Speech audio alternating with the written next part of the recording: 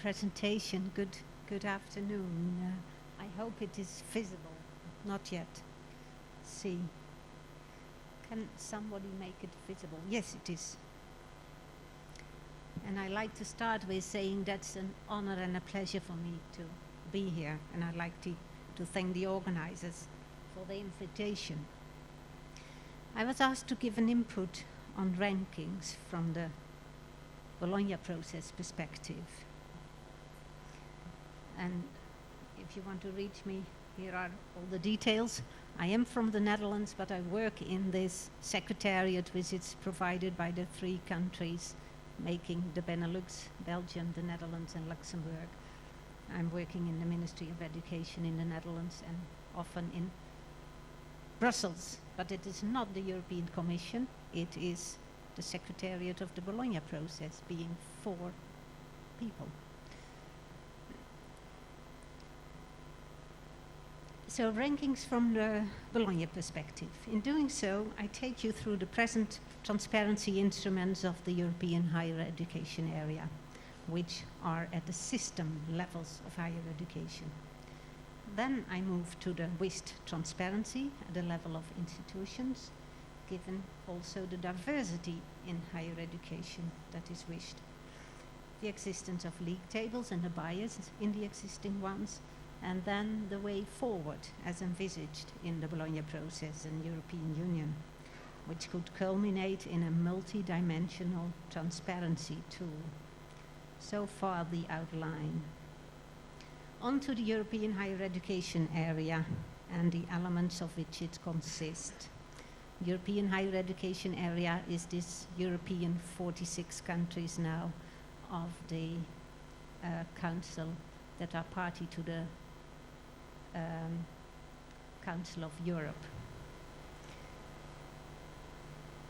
3 cycles have been defined in the Bologna process, and at national level, the option of a short cycle. The 3 cycles are usually called bachelor, master, and doctor. And the generic level descriptors for these 3 cycles are the points of reference, the anchor points, in the overarching qualification framework. European countries are in the process of making national qualification frameworks in which they relate the level of the national degrees or the qualifications in general to the reference levels of the European framework.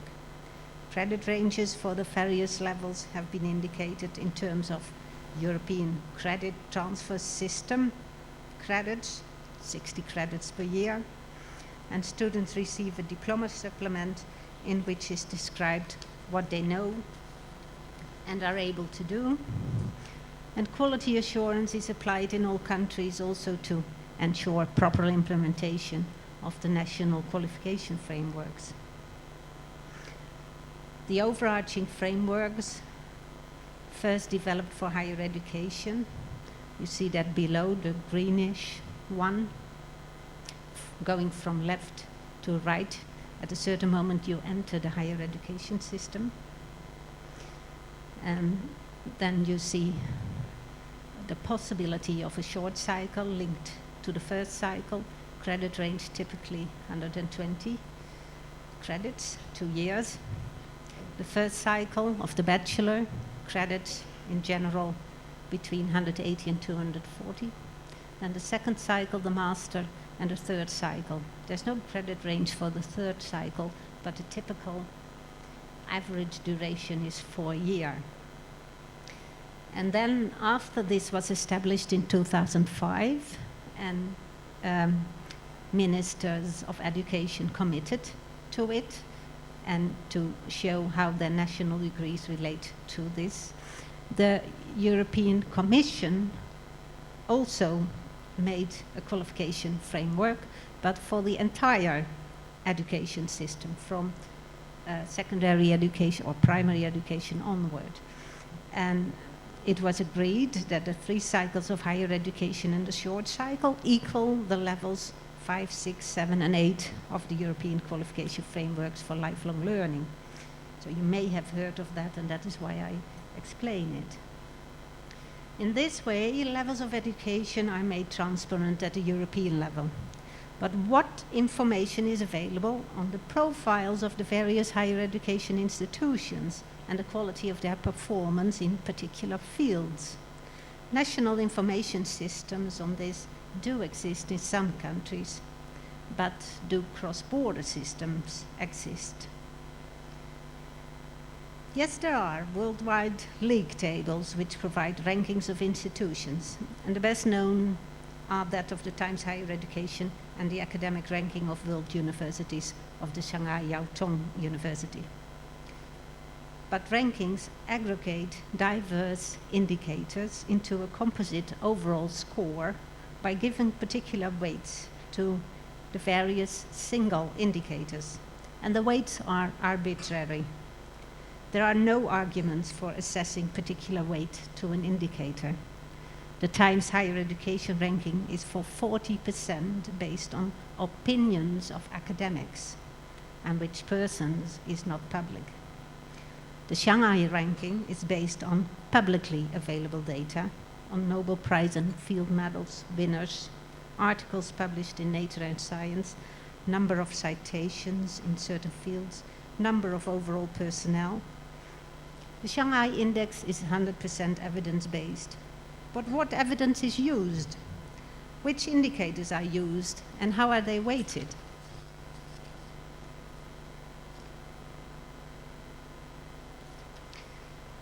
All existing rankings have a strong bias towards research orientation of universities. The research productivity and impact is measured. It concerns publications in scientific, internationally refereed journals, which mainly concern sciences and biomedicine. How about indicators for teaching and learning, for taking students on board into a learning process? How about regional impact on employment or innovation in industry?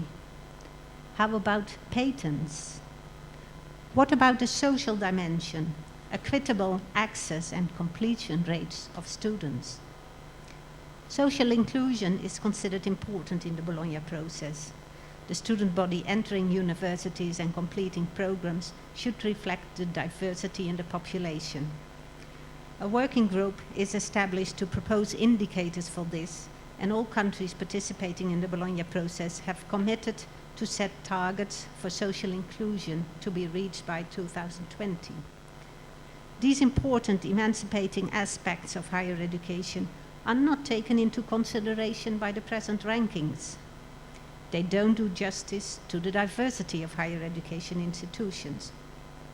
Not only scientific research published in journals is important, also other effects of education and research should be taken into account. Different users of rankings have different priorities and preferences when comparing universities. Prospective students, employers, industries, or education institutions have heterogeneous preferences with regard to criteria for choosing a university of their preference. Therefore, the way forward taken by the Bologna process is providing transparency of the diversity. Universities are very diverse in nature. Their profile can vary from a full research university, providing education at all levels in all fields, and receiving lots of money for research, to a teacher training institute or an art college. This variation should be made transparent first, and then the performance of similar types of institutes can be rated. Providing transparency in diversity is done by what is called classification, named after the Carnegie classification of higher education institutions in use in the United States. A project has been executed in which European universities are classified according to what is taught, the level and knowledge areas, according to by who are studying there, and by institutional size and setting. Classification maps the diversity. Having established that mapping, a further rating could be developed for the performance. A project commissioned